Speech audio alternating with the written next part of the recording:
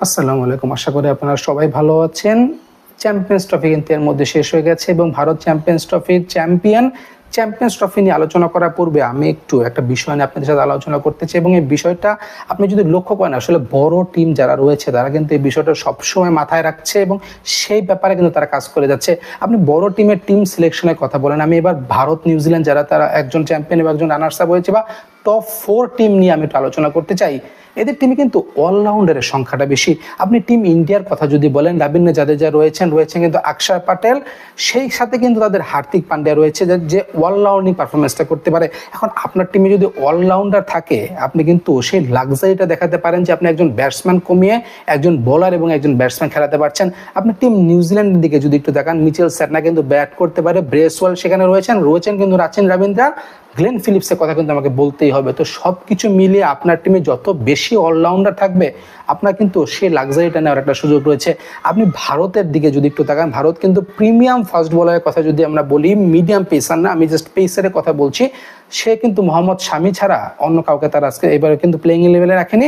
Most of the ম্যাচে কিন্তু তারা 4 জন স্পিনার নিয়ে খেলেছে। এখন 4 জন স্পিনার নিয়ে খেলার পরেও কিন্তু ভারতের ব্যাটিং লাইনে একটা শক্ত ছিল, এখন তাদেরকে পর্যাপ্ত পরিমাণ কিন্তু অলরাউন্ডার রয়েছে। আপনি রবীন্দ্র জাদেজার কথা যদি বলেন, জাদেজার যেরকম বোলিংয়ে ঠিক সেরকম কিন্তু ব্যাটিং এসে সাপোর্টটা তারা দিয়ে গেছে, হোক সেটা ইনিংস হোল্ড আপ বা হোক সেটা ইনিংস থেকে অ্যাক্সেলারেশন, যথেষ্ট ভালো একটা পারফরমেন্স কিন্তু জাদেজার কাছ থেকে আমরা লক্ষ্য করেছি। পুরো ইন্টারন্যাশনাল ক্যারিয়ারটা কিন্তু সে উজ্জ্বল করে রেখেছে। এরপরে আসে আমি হার্দিক পান্ডিয়ার কথা। আসলে হার্দিক পান্ডিয়ার কথা যদি আপনি বলেন, তারা কিন্তু মিডিয়াম ফাস্ট বোলার খেলিয়েছে, ব্যাটিংও কিন্তু হার্দিক পান্ডিয়া যথেষ্ট ভালো একটা ভূমিকা রেখেছে।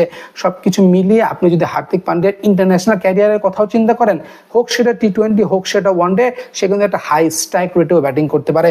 এখন আপনি টিম নিউজিল্যান্ডের কথা যদি একটু বলি, আমি শুরুতে কিন্তু রাচিন রবীন্দ্রের কথা বলতে চাই।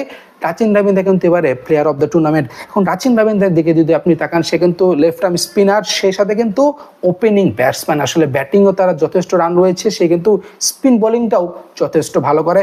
আমি গ্লেন ফিলিপসের কথা বলে, আসলে ব্যাটিংয়ে কিন্তু সে দুর্দান্ত, বোলিংয়েও কিন্তু তার কাছ থেকে আমরা অফ স্পিনটা পাচ্ছি। এখন সব কিছু মিলিয়ে আপনি যদি পুরো টিম কম্বিনেশনটা দেখেন, আপনি কিন্তু একটা ভালো অলরাউন্ডার যদি আপনার টিমে থাকে, সেটা একজন হোক, দুজন হোক বা তিনজন হোক, আপনি কিন্তু ভালো পারফরমেন্স এই অলরাউন্ডের কাছ থেকে পেতে পারেন। বাংলাদেশের দিকে যদি একটু আমি লক্ষ্য করি, বাংলাদেশে কিন্তু প্রিমিয়াম কোয়ালিটি অলরাউন্ডার যদি বলেন, এক সাকিব আল হাসান ছিলেন। আমি ছিলেন কথাটা আসলে কেন বললাম, কারণ সাকিব আল হাসান আদৌ ইন্টারন্যাশনাল ক্রিকেটে ব্যাক করবেন কিনা বা সে কোন ফরম্যাটে খেলবেন বা তাকে নিয়ে আমরা আসলে অদূর ভবিষ্যৎ চিন্তা করতে পারছি না। সেই ক্ষেত্রে শুধু মেহেদী হাসান মিরাজ ছাড়া বাংলাদেশে কিন্তু এখন কিন্তু সেরকম প্রিমিয়াম কোয়ালিটি কোনো অলরাউন্ডার নেই। অলরাউন্ডারের দিকে আসলে আপনাকে ফোকাস করতে হবে, অলরাউন্ডারের কাছ থেকে আপনাকে পারফরমেন্স বের করে নিতে হবে। কারণ একজন অলরাউন্ডার থাকা মানে আপনি কিন্তু একজন ব্যাটসম্যানকে না বসিয়েও একজন বোলারের সার্ভিসটা সেখান থেকে পাচ্ছেন। আপনার টিমে যত বেশি অলরাউন্ডার থাকবে আপনার জন্য কিন্তু তত ইজি হবে ম্যাচগুলো বের করা। কারণ এই অলরাউন্ডারগুলো কিন্তু আপনাকে যেরকম ব্যাটিং একটা স্ট্যাবিলিটি দেয়, বোলিংয়েও কিন্তু আপনাকে ঠিক সেইভাবে সহযোগিতা করে। এখন রিশাদ হোসেন কিন্তু একটা অপশন হতে পারে বাংলাদেশের জন্য, লেগ স্পিনার রয়েছে, সাথে কিন্তু সে ব্যাটটাও চালাতে পারে।